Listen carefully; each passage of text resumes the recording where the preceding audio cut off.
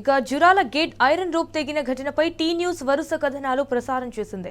ప్రభుత్వ నిర్లక్ష్యం వల్లే ఐరన్ రూప్ తెగింది. టీ న్యూస్ కథనాలను చూసి బీఆర్ఎస్ నేతలు ప్రాజెక్టును సందర్శించారు. దీంతో రేవంత్ సర్కార్ దిద్దుబాటు చర్యలకు దిగింది. కాసేపట్లో జురాల ప్రాజెక్టును నీటిపారుదల శాఖ మంత్రి ఉత్తమ్ కుమార్ రెడ్డి సందర్శించనున్నారు. అయితే మరింత సమాచారం మా ప్రతినిధి నరేష్ అందిస్తారు.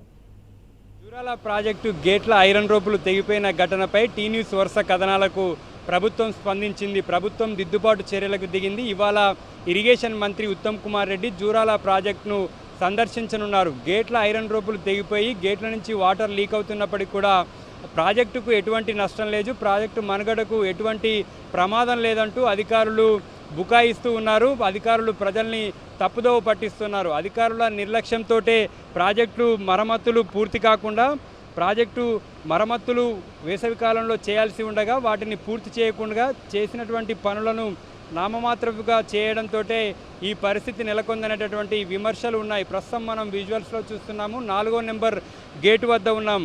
ఈ గేటుకు సంబంధించి 2 ఐరన్ రోపులు తెగిపోయి వేలాడుతున్నటువంటి దృశ్యాలను చూస్తున్నాము. ప్రతి గేటుకి కూడా 4 ఐరన్ రోపులు ఉంటాయి. ఈ 4 ఐరన్ రోపులు మోటార్ ఆపరేటింగ్ ద్వారా గేట్ను పైకి లిఫ్ట్ చేయడము, కిందికి దించడం చేయొచ్చు.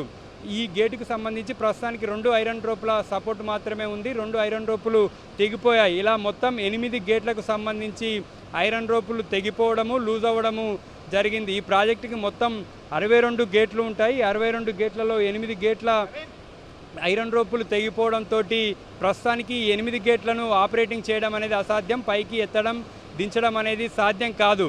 ఓవైపు జూరాల ప్రాజెక్టుకి పెద్ద ఎత్తున వరద కొనసాగుతుంది. 1,00,000 క్యూసెక్ల ఇన్ఫ్లో వస్తుంది. ఈ ఇన్ఫ్లోని అధికారులు దిగువకు వదులుతున్నారు.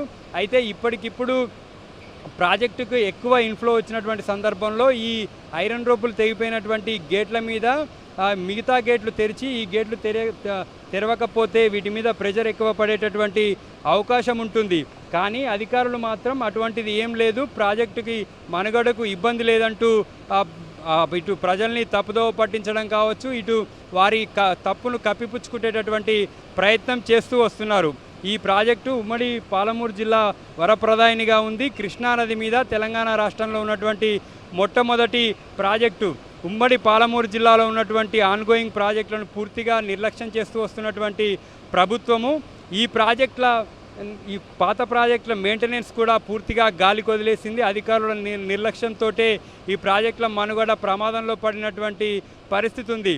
మరోవైపు బీఆర్ఎస్ నేతలు కూడా ఈ ప్రాజెక్టుని విజిట్ చేశారు. విజిట్ చేసినటువంటి సందర్భంలో కూడా కాంగ్రెస్ ప్రభుత్వంపై విమర్శలు చేశారు. ప్రభుత్వము ప్రాజెక్టుల నిర్వహణ గాలికి వదిలేసిందని, ప్రభుత్వము పట్టించుకోకపోవడం వల్లనే ఈ ప్రాజెక్టు పరిస్థితి ఇలా తయారైందని, ప్రాజెక్టులో అధికారుల నిర్లక్ష్యం స్పష్టంగా కనిపిస్తుందని చెప్పి బీఆర్ఎస్ నేతలు మండిపడ్డారు. ఇప్పటికైనా ప్రభుత్వం స్పందించి ఈ యొక్క ప్రాజెక్టు నిర్వహణను రెగ్యులర్గా చేయాలని, ప్రతి ఏటా వేసవి కాలంలో చేయాల్సినటువంటి మరమ్మతులు చేయకపోవడం వల్లనే ఈ పరిస్థితి దాపురించిందని బీఆర్ఎస్ నేతలు విమర్శలు చేశారు. ప్రభుత్వానికి ఈ ఘటనతోటి డ్యామేజ్ జరుగుతుండడంతో ప్రభుత్వం దిద్దుబాటు చర్యలకు దిగింది. ఇవాళ ఉత్తమ్ కుమార్ రెడ్డి పర్యటించి ఈ ప్రాజెక్టు పరిస్థితిని అధికారులతో అడిగి తెలుసుకోనున్నారు. ఉమ్మడి పాలమూరు జిల్లా తాగునీటి అవసరాలను తీర్చేటటువంటి అత్యంత కీలకంగా ఉన్నటువంటి ప్రాజెక్టును కాపాడాలని చెప్పి ఉమ్మడి జిల్లా ప్రజలంతా కూడా ప్రభుత్వాన్ని డిమాండ్ చేస్తున్నారు. వీడియో వెంకట్తో నరేష్, టీ న్యూస్, జూరాల నుంచి.